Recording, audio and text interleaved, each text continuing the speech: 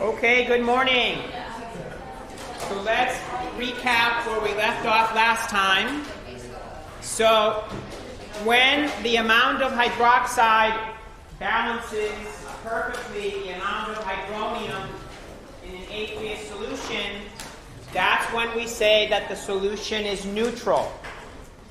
Whenever acid has been added from an external source that increases the hydronium ion concentration, that must come with a lowering of the hydroxide concentration such that the product of the two concentrations will always equal Kw, which is 1.0 times 10 to the negative 14. We use the value at 25 Celsius because it's the most common value because it's room temperature. Turns out it varies by temperature, as we've already discussed how equilibrium changes with temperature. If you add a source of base from an external source, that will lead to an increase in the hydroxide concentration. That will then automatically, it's all Le Chatelier's principle, bless you.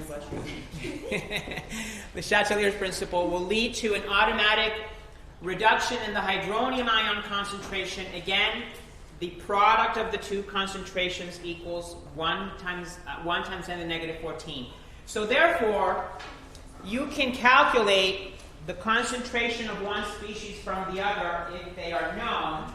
If you have a basic solution whose hydroxide concentration you know, you can calculate hydronium ion by dividing Kw by that known hydroxide concentration. Conversely, if you have an acid solution and you need to know how much hydroxide is in there, then you're simply doing the opposite, the converse, dividing Kw by the hydronium ion concentration. So everybody needs to have a calculator for this entire section on acids and bases, because remember when I said that there were going to be sections that there's zero math, and then we're going to come back to a math-heavy section where, guess where we're at right now, right?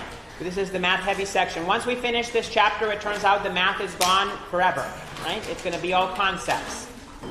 But we have another little burst of math, and this math, fortunately or unfortunately, depending on how fond you are or not of math, involves logarithmic type calculations that we need to become well versed in. So, for example, if I have two solutions that have hydronium ion concentrations shown there, what are the hydroxide concentrations? For the first solution, is that a basic or an acidic solution?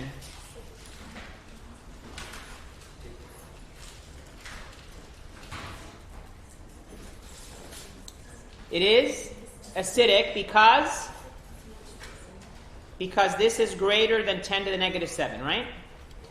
So how do you calculate hydroxide? And then let's do the second one while we're at it. So the second one would be, it's a basic solution, right? Because this number is less than 10 to the negative 7 molar, right? So that's what distinguishes one from the other. So how do you calculate hydroxide concentration? Well, it's going to be Kw 1.0 times 10 to the negative 14 divided by, in this case, 1.0 times 10 to the negative 3, right? Here you don't need a calculator, it turns out, right? Because all you're doing is looking at it, both of these things are 1, so all you're doing is dividing 10 to the minus 14 by 10 to the minus 3, so this becomes 10 to the negative 11, right? Yes? In the case of the second one, because you have a 1 and a 5, then you would need a calculator, right? So in this case, the hydroxide concentration is, again, 1.0 times 10 to the negative 14,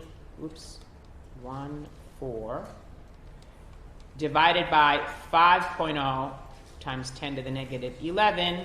Here you're going to need a calculator, right? Hello?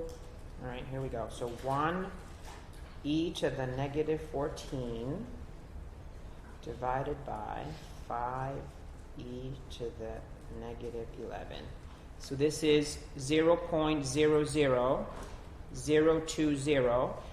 molar. If you're going to enter that in scientific notation, that would be 2.0 times 10 to the negative 4. So let's refresh our notations here. Remember, when you're entering things into a clicker, i.e. in quiz or exam, when it's x times 10 to the y, you're going to enter that as x, e, y. Remember, e is the times 10 to the, right? Whatever that is. Yes? If it's x times 10 to the minus y, then you're going to enter x, e, minus y. Everybody's with me? You should never, this is now back to your calculator, you should never enter a number and then suddenly multiply it times 10 to the x function. You should always use the EE or the EXP function in your calculator. Otherwise, it will very likely result in mistakes in your answer. So this is another section of the course where the math is a little funky. Again, involving exponents and logs, and we're going to be doing anti-logs and all kinds of different things. You must know how to use your calculator before coming onto a quiz. Okay? Because otherwise, that's it, right? Everybody's with me? So here's an alternative problem. Again, now we're calculating the hydronium ion concentration. The first solution, acidic or basic?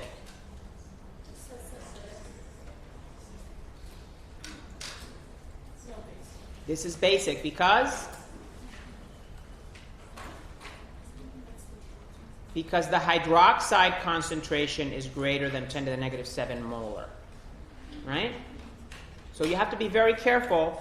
In this case, we were looking at a hydronium concentration. That's what defines acid. If that's greater than 10 to the negative 7, the solution is an acid. If it's less than, the solution is basic. If you're looking at hydroxide concentration, greater than 10 to the minus 7 makes it basic. Less than 10 to the minus 7 makes it acidic. So both of these solutions are basic solutions. They both have hydroxide concentrations that are beyond 10 to the negative 7 molar. Right? So if you're going to calculate the hydroxide concentration of the first one, again, you do not need a calculator for this one, but we're going to set it up anyway. 1.0 times 10 to the negative 14, that goes on the numerator. Kw goes in the numerator, negative 14, divided by 1.0 times 10 to the minus 5, right? So this is going to go, this is 10 to the negative 9 molar, right? Technically 1.0 if you're going to follow sig figs. Right? So you would enter this into your calculator, 1.0 E minus 9. Yes? I'm so sorry. Where does the 1.0 times 10 to the negative 14 come from? This is Kw. Right? So Kw divided by hydroxide, Kw divided by hydronium. Okay? This is the number that you need to remember. This is always the numerator. The reason for that is because Kw, regardless of what concentrations are, always equals this, right? So any change in this one will cause a change in that one such that the product always equals this. So you can solve for one from the other if you know the other. Okay? All right. And then for the second one, hydroxide equals 1.0 E minus 14 divided by 3.8 E minus 1, right? So here you're going to need a calculator. So 1 E 14 minus divided by 3.8 E 1 minus. So I'm going to have to turn this sideways. Hydroxide concentration. Sorry, hydronium. What am I doing? This is asking for hydronium. We have hydroxide. Right? Make sure everybody fixes that. We are asking for hydronium concentration given a hydroxide concentration. Right? Somebody stop me, please, when I'm doing something not correct. Yes? So now, value, two significant figures, 2.6 E minus 14. Very, very small number. Because this is technically a 0.38 molar solution. This is quite concentrated relative to the amounts of hydronium and hydroxide that are present in pure water. So when you bring something that was originally 10 to the minus 7 up to 0.38, that's an enormous increase. It causes the water to go, the hydronium to go from 10 to the negative 7 to some ridiculously small number. Okay? Everybody's with me? All right. So which one of these is acidic? Two of them.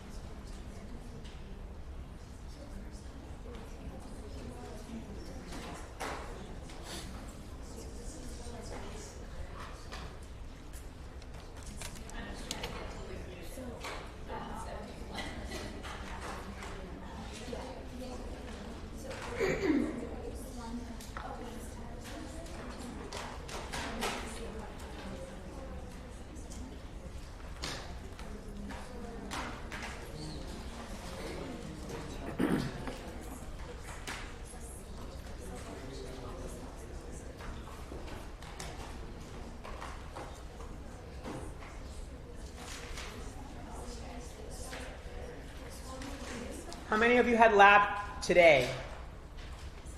Okay, just a few, but all right. Okay, good. Yeah, I'm sorry that the power went out last time and I couldn't get to all of this. Those 10 minutes would have gotten through this, and then you would have had that, but anyway.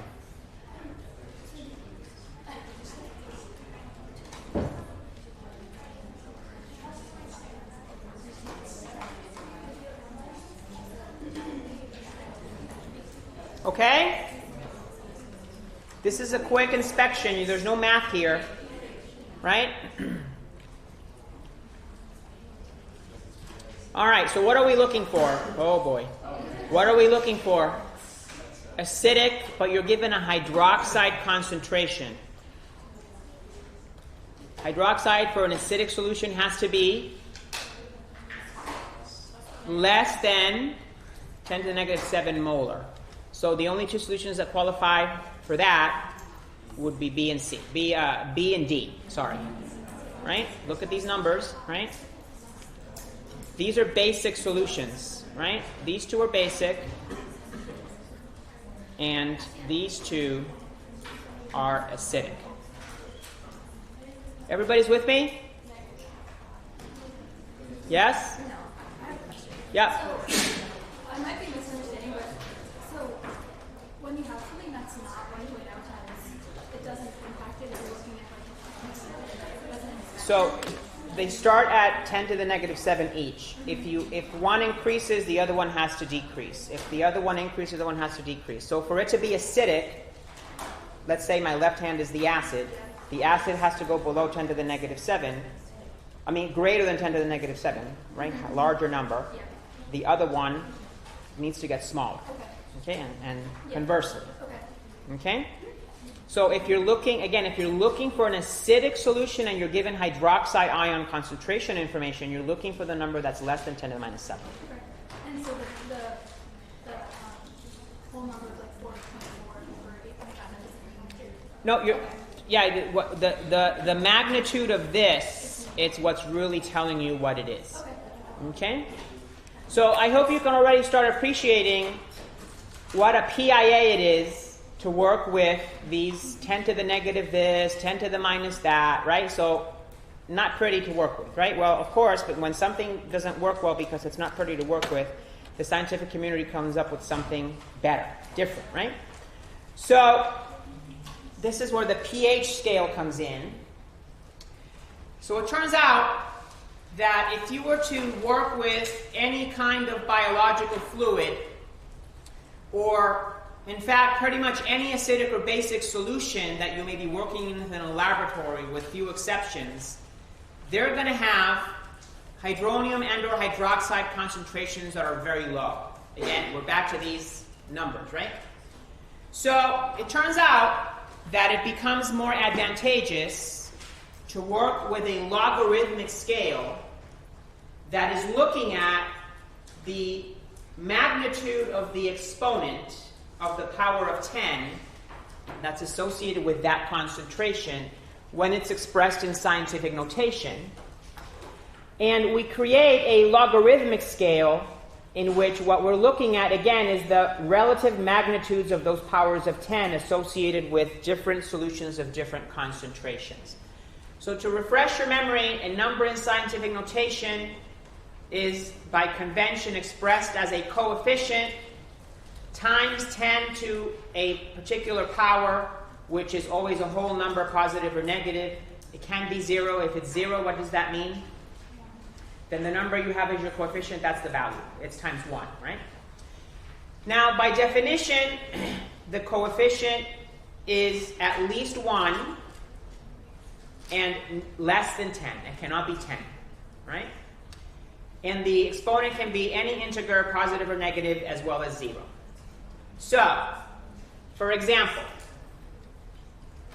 if you have 10 to the 2, which is equals to 100, let me just say the first statement here. If that coefficient is exactly 1, so back to this, if this is exactly 1, then all you really need to focus on is the exponent, because this becomes irrelevant when you're calculating a log. So let's say you have 1 times 10 to the 2. Well, 1 times 10 to the 2 is the same as 100, right? But if you express it in scientific notation, 1 times 10 to the 2, and you apply the log to that value, the number you're going to get back is 2, which is the exponent of the 10. Because what the log function is measuring, the number you get back is related to the exponent of the power of 10 in that scientific notation. Let's say you have a number that's really small like this one. If you change it to scientific notation, you get 1 times 10 to the negative 6. There should be 5 zeros here, right? If you then calculate the log of that value, the number you're going to get back is minus 6. So whenever that coefficient is exactly 1, the log will exactly deliver the power of 10 that's associated with that number in scientific notation. Now, we've worked with logs before, if I recall, at some point. I'm trying to remember what exactly we did with logs, but we worked with logs at some point in the past. And if you recall, the rules of sig figs as they apply to logs is that the number of significant figures in the original number will be the number of decimal places in the log value. So if I have 1 times 10 to the 2, this is a 1 significant figure number. I have to have 1 decimal place after the 2. So that's recorded as 2.0. A 1 times 10 to the negative 6, the negative 6 is a reflection of the power of 10. The number of significant figures in the number has to be reflected in the number of decimal places after that 6. So it's a 1 sig fig, it's 1 decimal place. So this, you see this statement right here? Make sure that you abide by this statement and go to pages 253, 254. There's a little review there. If you need to pick up a old book of college, high school algebra, or even if you've taken pre-calc, make sure you go back to that. Find logs and anti-logs, and make sure you are well versed in these concepts. Because now we're going to talk about pH. So by definition, it's actually a generalized function. We call it the p function. And the p function, as applied to any value, any number, you're simply taking the negative log of the number under consideration, where x can be any number. So in the case of hydronium ion concentration, the function becomes pH equals the negative log of the hydronium ion concentration. So why do we put a negative in front of it? Well, because it turns out, let me go back 2 slides, as I mentioned, most hydrogen ion concentrations that we will ever work with will have low values, fractional values, in which the exponent of the power of 10, when that value is expressed in scientific notation, will be negative. And as you can see, if you apply just the simple log to a number whose power of 10 is negative, you're going to get a negative number. Because working with negative numbers is also confusing, not as easy to work with. It's better to have a positive number scale. If you put a minus in front of that log calculation, that minus 6 becomes a 6. So whenever you have small values, putting a minus in front of the log gives you positive numbers after you've performed that calculation. So by definition, because this type of calculation will always or typically apply, not always, but typically apply to small values, fractional values, so that we can work with whole numbers, positive whole numbers, we put the minus in front of it. So no one on planet Earth works with hydrogen ion and hydroxide ion concentrations. Everybody works with pH. This is the language that everybody learns and comes to understand when it comes to acid-base content of the solution. In fact, even for basic solutions, everybody works with pH. Because we've already established that even if you have a basic solution, you can calculate what the hydronium ion concentration is, and you can still report it in terms of hydronium. Yes? So H stands for hydronium? H is an abbreviation for hydronium, yes. H plus, technically, which is hydronium, right? So, a solution is said to be acidic. We've already established that if the hydronium ion concentration is greater than 10 to the minus 7, that's what makes it acidic. But how does that translate into the pH scale? Well, it turns out that the pH is less than 7. And this is going to tell us here how we get to that answer. So again, if we start here, hydronium is greater than 10 to the minus 7. If you apply the log function on both sides of that inequality, right? Here's the log of hydronium. I've applied the log to 10 to the minus 7. I still have my greater than. That inequality stays the same. Now, what happens if you introduce a minus sign into an inequality? Turns out it flips the direction of the inequality. Okay? Because if 3 is greater than 2, then minus 3 is less than minus 2. Everybody sees that? Yes? So that when you introduce a minus sign on both sides, it flips the inequality. So now, we introduce a minus sign on both sides, we have to flip the inequality. So by definition, this is pH. This now becomes less than. And the minus log of minus 7, well, the log of minus 7, 10 to the minus 7, the log of 10 to the minus 7 is minus 7. We've already established that, right? Because that's 1 times 10 to the minus 7. Well, if you have a negative in front of another negative, what happens? It becomes a positive number. So this is the definition of an acidic solution using the pH scale. pH less than 7, the solution is acidic by definition. That goes in line with the concentration that is greater. These two go together. Greater than 10 to the minus 7. If you consider a solution that is basic, but we're still focusing on hydronium ion concentration, this is why we needed to talk about this, because now we're going to figure out what is the pH of a basic solution. So the hydronium ion concentration is now less than 10 to the negative 7. That's what defines a basic solution in terms of hydronium. So again, we applied the log function on both sides. Nothing happens to the inequality. Now we introduce the minus sign. So our inequality has to flip. Applying the same concept that we did on the top, minus log of hydronium is pH. That pH is now greater than 7, because if you notice this flipped, the log of 10 to the minus 7 is minus 7, minus 7 is 7. So by definition, a basic solution has a pH that is greater than 7. If your hydronium ion is equal to 10 to the minus 7, which mandates that the hydroxide ion is the same, we don't care about hydroxide in this calculation.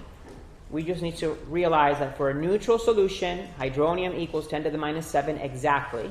So the log of 10 to the minus 7 equals the log of the hydronium, because negatives don't affect equalities. Minus log equals minus log. There's no issue there.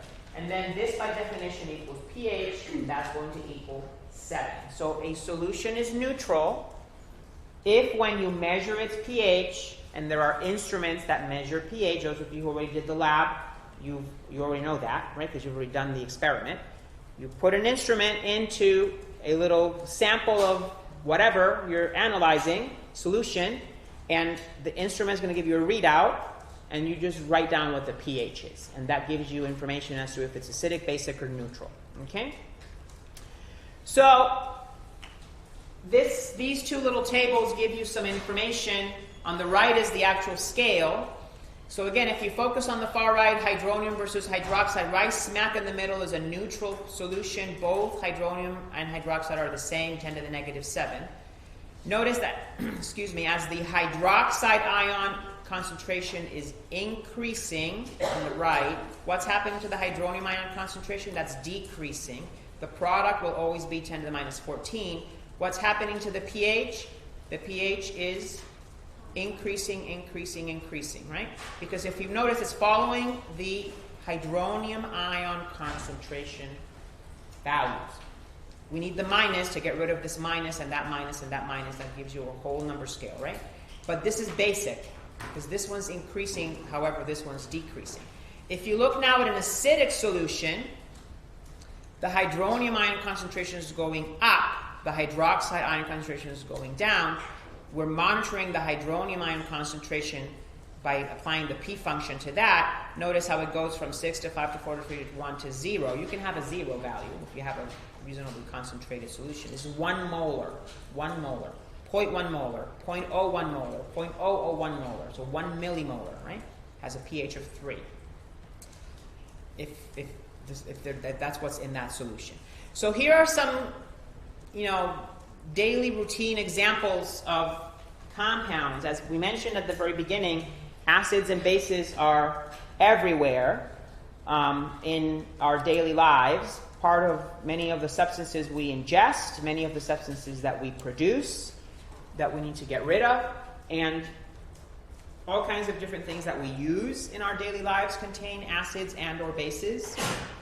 So for example, notoriously, the stomach, as we mentioned in a previous lecture, what we call stomach acid is literally hydrochloric acids, HCl. And if you measure the pH of your stomach, depending on what time of the day it is, depending on if you're hungry or not, depending if you have food in your stomach or not, it can vary anywhere from 1 to 3. This would be a reasonably low pH. Low pH means very acidic, right? Lower the pH, the more acidic it is, right? Soft drinks have phosphoric acid, particularly colas, but even any old clear soda will have acidic pH because what's giving you the soda, the effervescence, is the carbonic acid that's dissolved in there, right?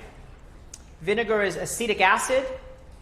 All of the citrus fruits have citric acid in them.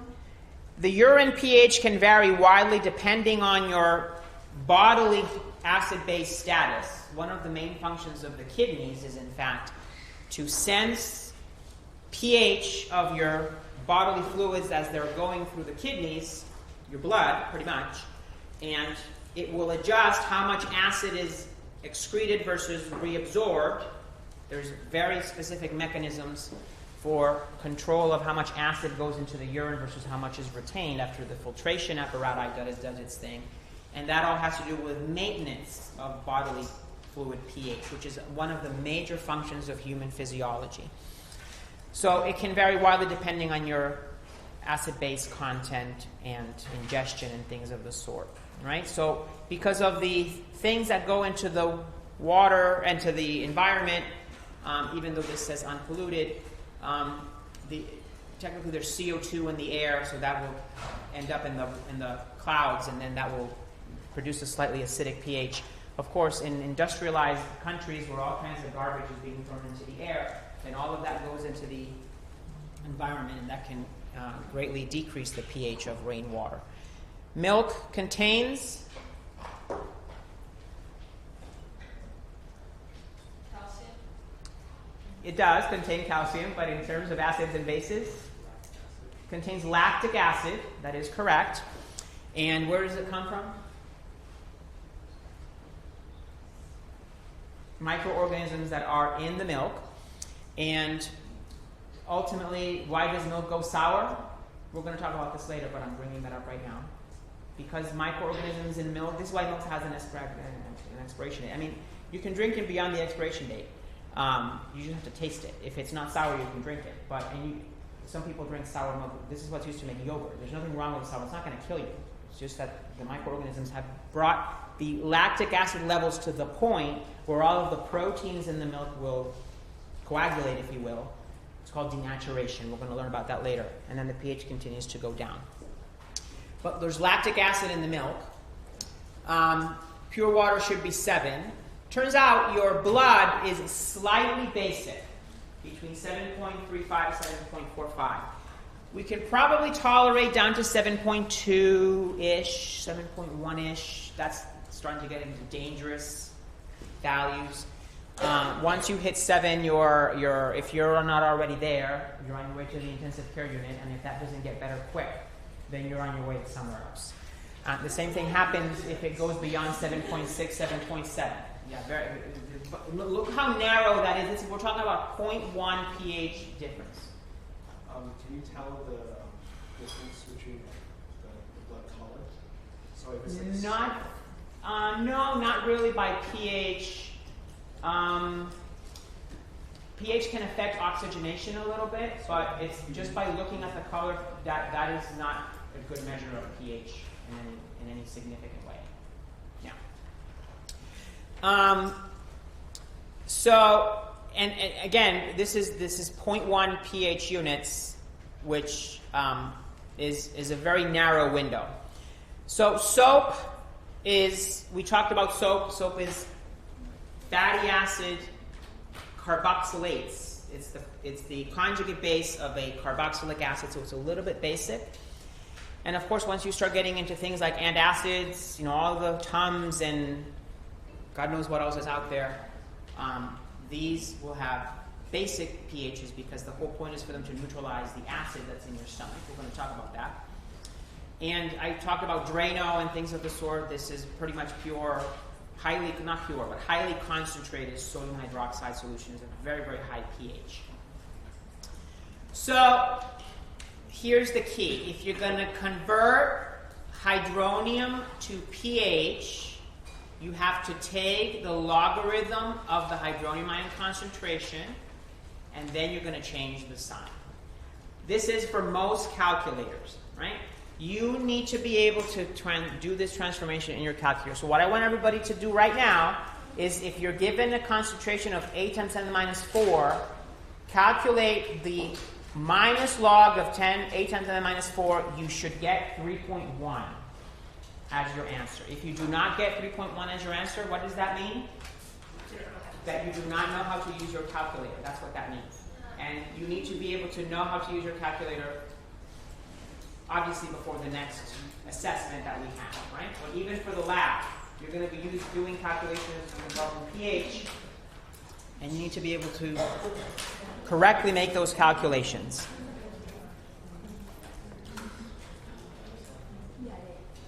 Yes? So again, if you do not get 3.1, then you must leave this room today with 3.1. Okay? Well, because we're going to do problems now, and there's quicker questions on this. So if you don't know how to do this, then you're going to get all those questions wrong. That's what I'm trying to tell you.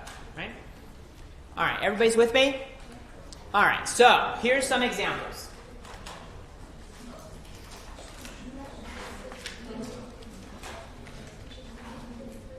So, first solution, basic or acidic?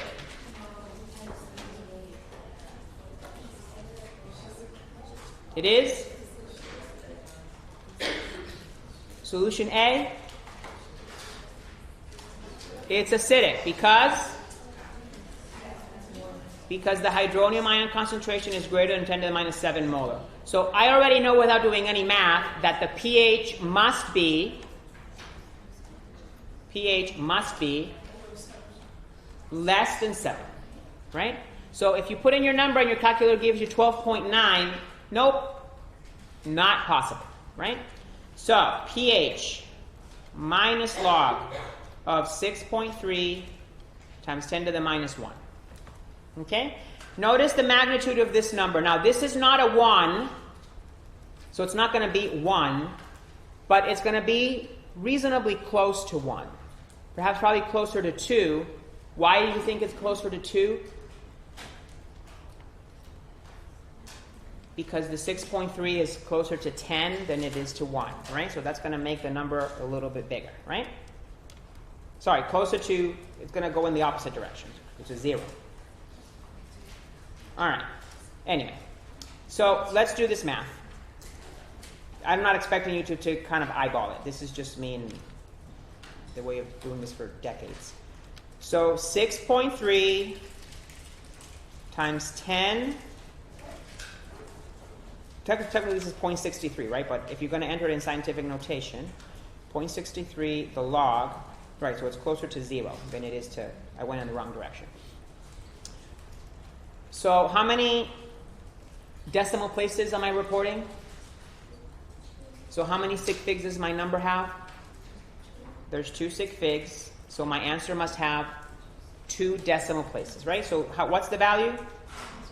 0.20, right? Yes? So notice how this is what I was trying to say. It's less than 1 because this number is greater than 1. Okay? So 0.2, is that consistent with pH less than 7? Yes. Okay? All right, the second number, what are you going to do with that to calculate pH? Because you need a hydronium ion concentration. Well, it turns out there's 2 ways of doing it. One we already know how to do. I'm going to show you another one, okay, which is a little shortcut. So we would need to calculate what is the hydronium ion concentration. Well, we already know this is Kw divided by hydroxide, right? So this would be 1.0 times 10 to the minus 14 divided by 6.3 times 10 to the minus 1. And I hope everybody realizes this is a basic solution, right? So we already know that pH has to be greater than 7. Before you do anything, you know that already, right? So now, this is my hydronium concentration. So 1 E14 minus divided by 0.63. So this is 1.6. No, how many? 2 sig figs, yes. You shouldn't be rounding now because you're going to use this number for a second calculation. So I'm just going to write, as we typically do, 1.5873 ... e to the negative 14. And technically I'm rounding to this position, right? 2 sig figs. But I'm just going to take the whole thing. So this is now hydronium. What am I going to do with this? Minus log, right? So pH is the minus log of this whole thing, right? Because that's my hydronium ion concentration, right? So now you're going to do the minus log of that whole thing. And then how many decimal places? So my number has how many sig figs, as I've indicated with my little marker? 2 sig figs. So I need 2 decimal places. Yes? So remember, the answer you're reporting, you're not reporting it to the correct number of sig figs, the whole number. When you're dealing with logs, it's the number of decimal places that matches the number of sig figs in your last operation. So the answer is 13.80. Yes? Now there's an easier way, which I'm going to show you. So I'm going to use the space on the left. So just remember what we said, P function applies to anything? Well, you can actually calculate POH. And what would that be? Minus log of hydroxide concentration. Yes? You see, remember how we said PX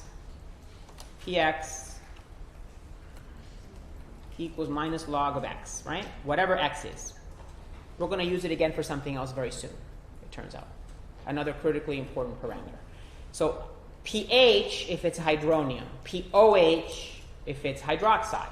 I'm given hydroxide. So what would be the POH? Minus log, again, 0.63. Right? 6.3 10 to the minus 1. And we've already established that this is 0.20. Because we did that on the previous calculation. We were calculating pH directly, right? Because it's the same number. But this is hydroxide. So now this is POH. Well, here's the trick. Here's the easy trick. Turns out that pH plus pOH for any solution equals 14.00. It equals 14. Okay? So if I have a pOH, pH equals 14.00 minus pH.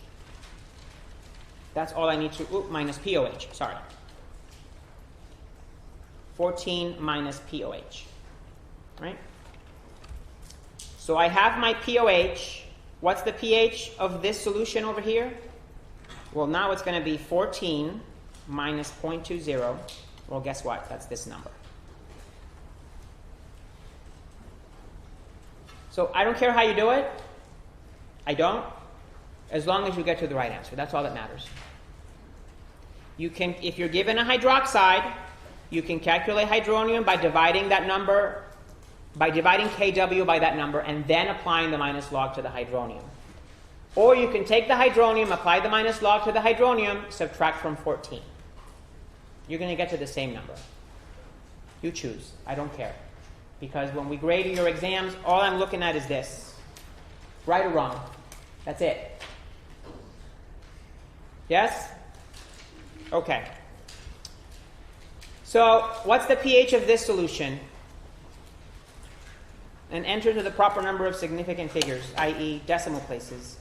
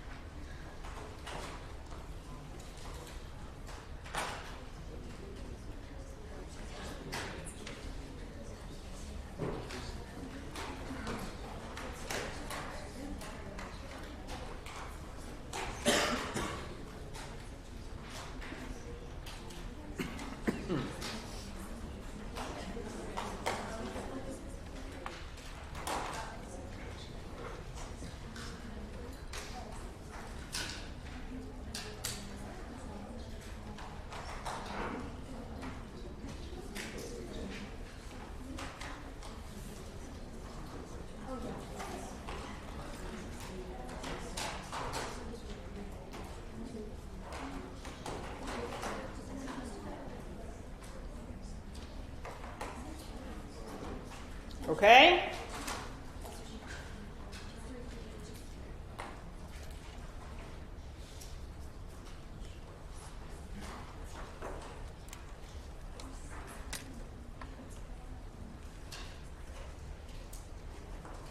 All right.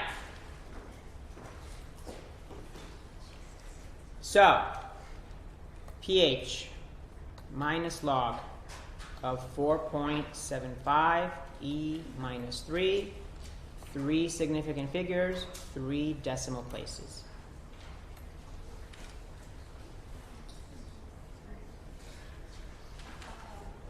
Yes?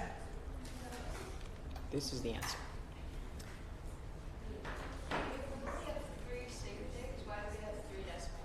Because, again, by definition, when you're converting a log value, a not log value, a number, into a log, the sig figs in the number translates into the number of decimal places. Because this is a measure of this. So that's not taken into account. And then you need to look at these, and that becomes translated into this. Okay? All right. Everybody with me?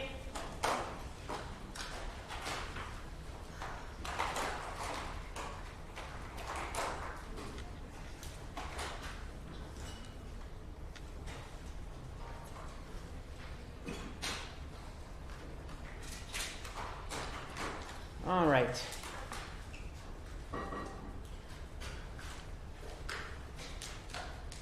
So what if you have to go the other way? What if you're given a pH and you have to figure out how much hydronium or how much hydroxide is in the solution?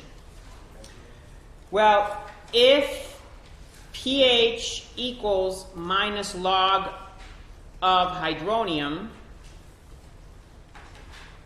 then that translates to this. Hydronium will equal 10 to the negative pH. If you recall from your days of learning about logs, all logs have a base associated with them. The regular, standard, most common log is log base 10. So if you have pH equals minus log base 10 of hydronium, if I pass the minus to the other side, it becomes minus pH equals log 10 of hydronium. And then if I elevate this to this value, that is what this is. 10 to the minus pH will equal hydronium. So that's how we get to this value. Okay? So then it becomes you learning how to properly enter into your calculator. This is where you're going to have to use the 10 to the x function. Because you're taking whatever random number you're given, putting that in there, and then you're finding the 10 to the whatever, and then when you hit that, whoop, then you're going to get the number that's 10 to the number. But don't forget the minus, because if you forget the minus, that's it, right? It's not the right answer, right? So, pH of 6. Solution acidic, basic, or neutral? This is acidic. The second one is acidic as well. The third one is everybody's acidic, right? Right? Okay. So which one of these three will have the highest hydronium ion concentration? C, because it's the most acidic. The one that's closest to 10 to the minus 7 molar will be B, because that's the one that's closest to neutrality. Everybody's with me? This is why you need to understand the lingo and the terminology, right? So, we're looking for hydronium ion concentration. Oops. Hydronium ion concentration. So, H3O plus equals 10 to the minus 6. You have it right there, right? 600. So how you work now with the sig figs in this case? It's backwards. So the number of decimal places in the number is the number of sig figs in the value you're going to get. So this number needs to be reported to two significant figures, right? So this is 1.00 times 10 to the minus 6 molar.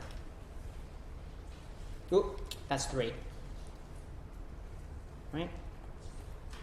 1.0. 2 sig figs. What about the second number? We already know it's going to be a number that is larger or smaller than this one.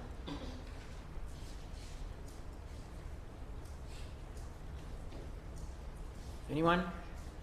Smaller, right? Because it's less acidic, right? So the hydronium ion concentration is 10 to the negative 6.50. Again, you have to report two significant figures. So this is where you use the 10 to the x function. So 6.5 with a negative sign in front of it, and then 10 to the x. And this becomes 3.2, right? And then 1, 2, 3, 4, 5, 6 times 10 to the negative 7 molar. So notice how it's getting closer to 10 to the minus 7, right? Everybody sees that? Still 3.2, but it's getting closer. And then the other one, the last one, I'll do it down here. Hydronium ion concentration 10 to the negative 1.20. So that's going to be a pretty large fraction. So 1.2 negative 10 to the, this is 0. So 2 sig figs, 0.063 molar. The number you get is molarity, it turns out. Yes? So you need to ensure that you understand the concept of pH versus hydrogen ion concentration. How do those relate to each other, as we sort of asked at the beginning of this whole slide here, right? Which one has the higher hydrogen ion concentration? Which one has the lower? Which one's more acidic, less acidic? You need to understand all of that by looking at values. Okay? So here's one for you. You have a solution whose pH is 10.15. What is the hydroxide concentration?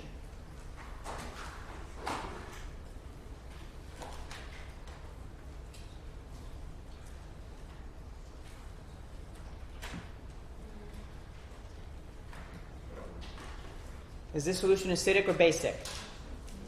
This is basic. This is why it makes sense to know how much hydroxide is in there. But you're given a pH. Nobody on planet Earth works with pOH. No one. Except for these little calculations, no one works with pOH. Even for basic solutions, it's pH. We just know that it's greater than 7, right?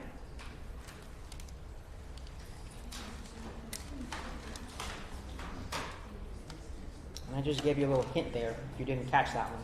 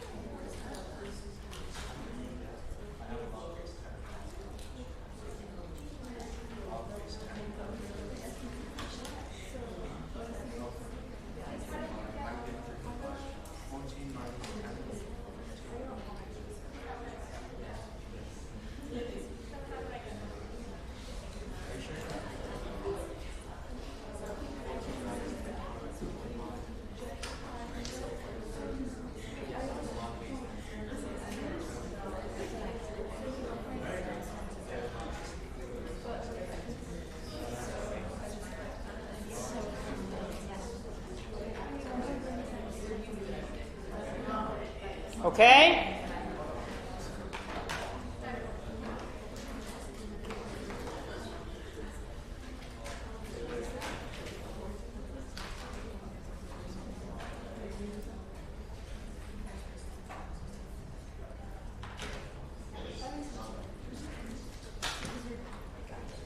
All right.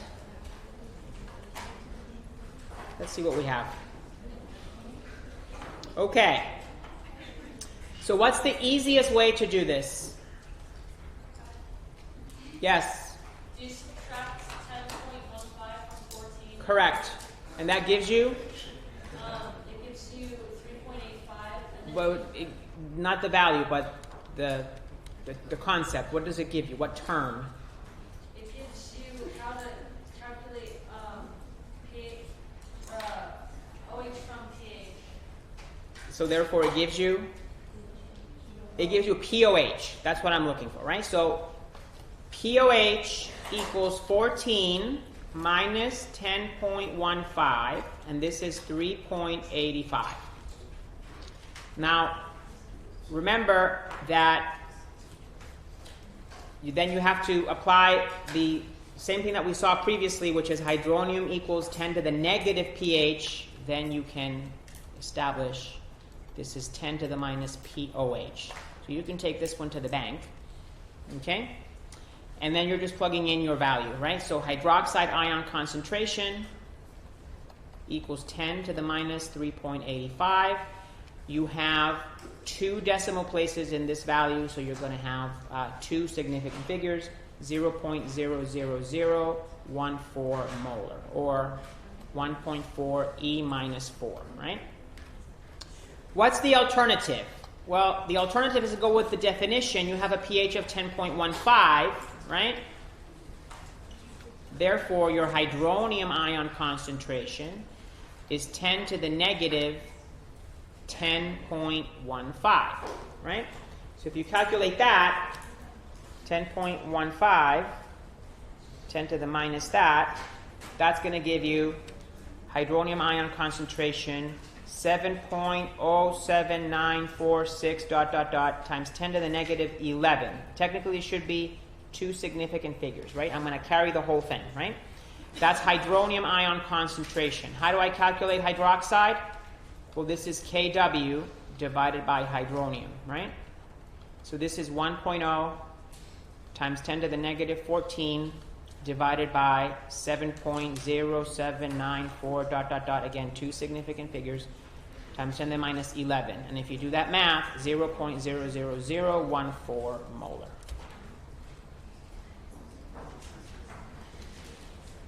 So if you know the concept of POH, it makes your life easier because you can go directly to hydroxide ion concentration, right, with knowledge of this relationship and, of course, then this relationship.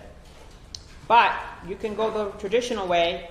You're given a pH. The only thing you can do with this is calculate a hydronium ion concentration. Once you have that, you calculate hydroxide by this ratio. You're just putting in the numbers in the right places and then rounding to the proper number of significant figures. Yes? Can you explain again why you take the 2 decimal places as the significant figures? So because this is a logarithmic value, it's because it's a p-value, then this is reflective of the power of 10. You're looking at the decimal places to guide you as to what should be the number of significant figures in your answer.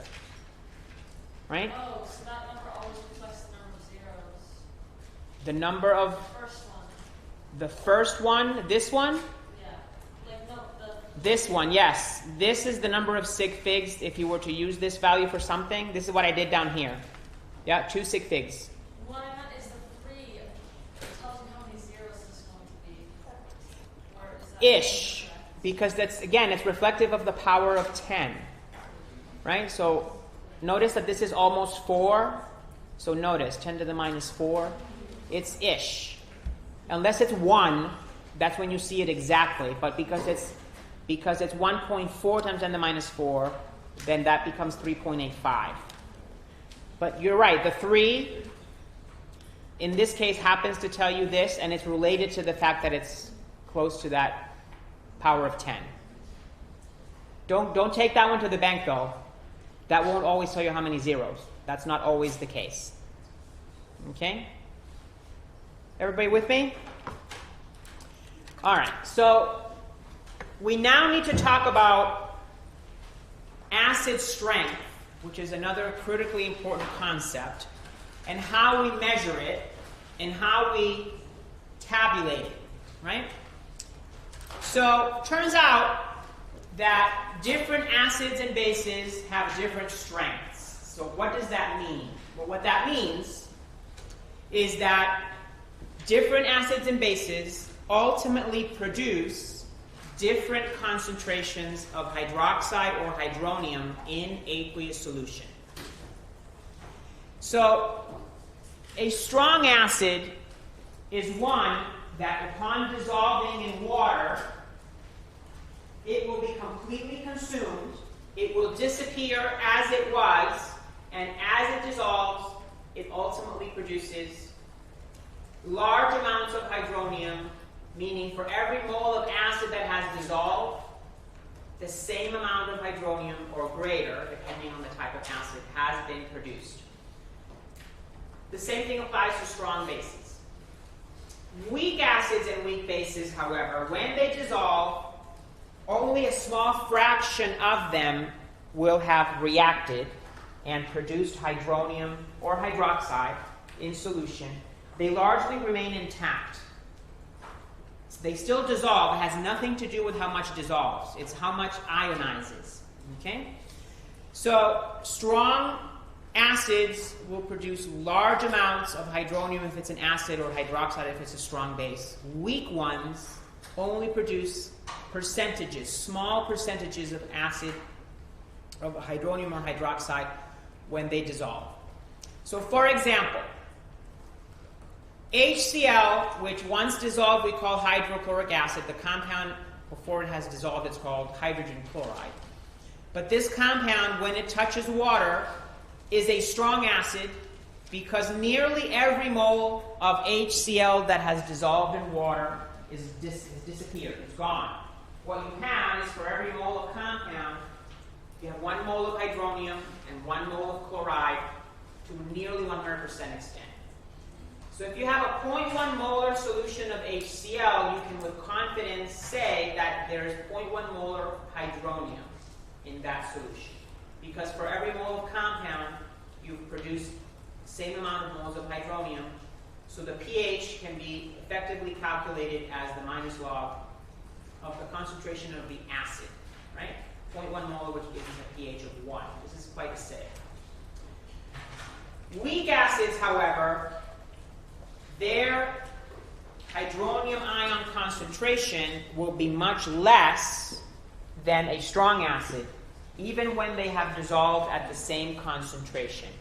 And that is because they only produce a small amount of hydronium once they dissolve. This is what we call incomplete ionization. So, for example, unlike its counterpart, hydrogen chloride, hydrogen fluoride is actually a weak acid, meaning a small fraction of the HF molecules have actually ionized and produced hydronium in the solution. So in fact, if you were to sample that solution, the majority of the HF remains intact, only a small fraction will have ionized. So if we compare the same concentration, 0.1 molar HCl compared to 0.1 molar HF, turns out that of that 0.1, 0.092, which is 92%, still remains as HF. Only 8% has actually ionized to produce hydronium. So then it turns out that the hydronium ion concentration is in fact not 0.1, but 0.008. If you calculate the pH, it comes to 2.1. Okay? So there's about a 1 unit of pH difference. What does that mean, in fact? So does this difference from 1 to 2, does it mean that the pH, the amount of acid is double? Is that what that means? This is another critical concept. Critical. If you have a pH difference of 1 unit, what does that mean? This is a logarithmic scale. It's a 10 to the 1, right? 10 times more acidic. That's what that means. Okay? It's not double, but 10 times more acidic. Every unit of pH difference is a power of 10. Okay? So, because these acids that are weak, which is the majority of the acids that you'll ever study, encounter, use for whatever reason, are weak, they are actually existing in solution in an equilibrium state in which the majority of the acid exists on the left as the intact acid. Only a small fraction, in this case it was 8%. Depends on which acid. Only a small fraction will ionize. So because this is an equilibrium like any other, you can establish an equilibrium constant that gives you a ratio of how much hydronium and its conjugate base has been produced relative to how much is left of the unionized acid. So if your acid is a strong acid, what do you think this Ka, the magnitude of that Ka is going to be? If it's a strong acid, that means that there's practically nothing left of this, and there's boatloads of this on the right. What do you think is the magnitude of this? Large or small? Well, because you have a lot of these two, and not much of this becomes a very large number. So strong acids have large Kas. And when you're comparing two, the stronger acid has the larger Ka. If you have a weak acid, there's still boatloads of this. There's a small amount of these two. So if you put those numbers into this equation, these numbers are small. When you multiply two small numbers, it becomes even smaller. And if you divide by a large one, it becomes even smaller, right? So weak acids have small, we call this the acid ionization constant, Ka, right? So when you're comparing two, again, the weaker acid has the smaller Ka. The stronger acid has the larger Ka. So this is trying to illustrate these concepts with little pictures over here. If you look at HCl, the one that we were just talking about, turns out that the Ka for HCl is 10 to the 7, which is how much? What's 10 to the 7 in words? 1 million. Hmm? Yeah, 1 million. How much is a million? 10 to the 6. This is 10 to the 7. So therefore, this is 10 million. 10 million. This is a large number. Okay? So this is why when HCl, if you look on the right, on the left side, when this is just very generic HA, but a strong acid like HCl, when it dissolves, pretty much there's nothing left of the HA. It has all become hydronium and conjugate base A minus.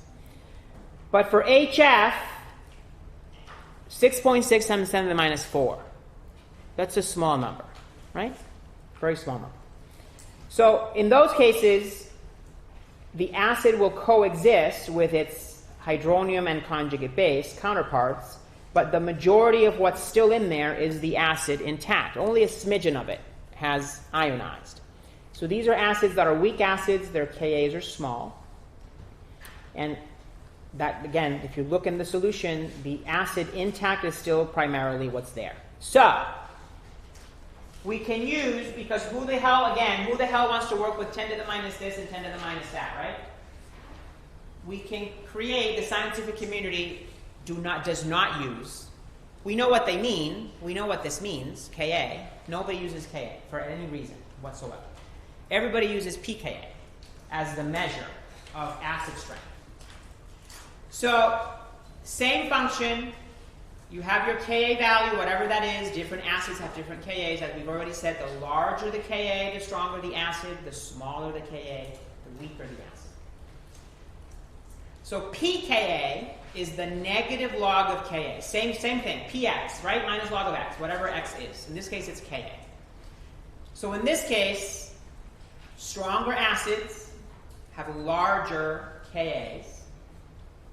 Because we have a minus sign in here, that actually translates into a smaller pKa. Okay? So it's sort of analogous to the pH scale. Smaller pH, more acid. Yes? Smaller pKa, stronger acid. Because it produces more acid in solution. It sort of goes together, right? Weaker acids, because they're weaker, they have these small little constants. When you look at the value, it's smaller, so when you apply the minus log, the pKa becomes larger. So the larger the pKa, the weaker the acid. Okay? Again, compare it to pH. High pH means less acid. So high pKa, less acid strength. Okay, you can sort of make those parallels. So for HCl, if you calculate pKa, the Ka is 10 to the 7, right? This is a strong acid. So pKa is negative. Acids that have negative pKa's are super strong because those are very low numbers, right? If you look at HF, Ka is 6.67 10 to the minus 4. This is a weak acid because the magnitude of the Ka tells us that. pKa is 3.18. We're now on the positive scale. So if you have positive scale pKa values, these are on the weaker side. Once that starts getting close to 1 and below 0, then we're talking strong acids at that point. So again, HF is weaker than HCl. Why? Well, because it has a larger pKa. I mean, that's not the reason. That's the sign that you can assess that by, right? Brings me back to a question that I asked, right? It's an internal conversation over here. Sorry. HCl is a stronger acid than HF. That is reflected by the fact that HCl has a smaller pKa. Okay? So here's a little table of common acids. Hydrochloric, phosphoric. There's no relevance whatsoever to humanity, human biology or otherwise, of HF. HF is actually an interesting compound. It eats glass, cannot be stored in glass containers unlike most acids because it destroys the glass. It reacts with glass. So it needs to be stored in metal containers that will not react with the HF. So this is one substance that's actually used to do glass etching. They can use it because it just eats away at the glass. So lactic acid we talked about, acetic acid very important, carbonic. Most of these except HCN, this is deadly, are important physiologically. So notice that you look at the Kas, and again your head starts spinning looking at all these ugly numbers. But if you look at the pKa, it's much easier to work with pKa because then all you're doing is very quickly assessing the smaller values make it the stronger acid. As the values get larger and larger and larger, your acid gets progressively weaker and weaker and weaker. Okay? All right, we'll leave it at that for today.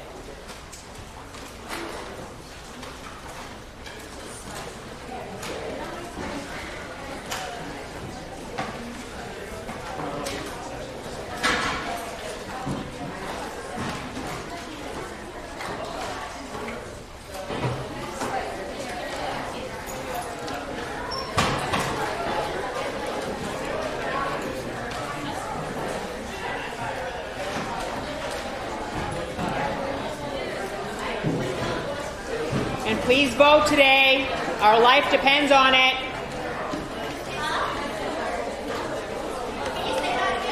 Please vote today because our life depends on it, but literally, believe it or not.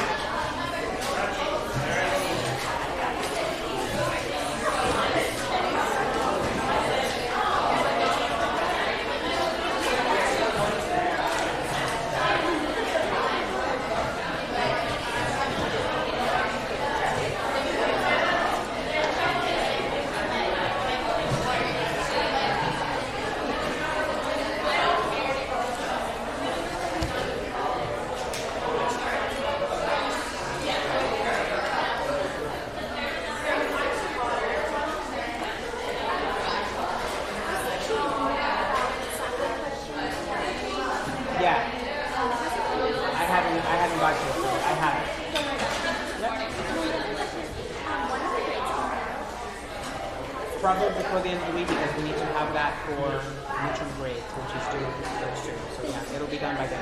Thank you. Yep.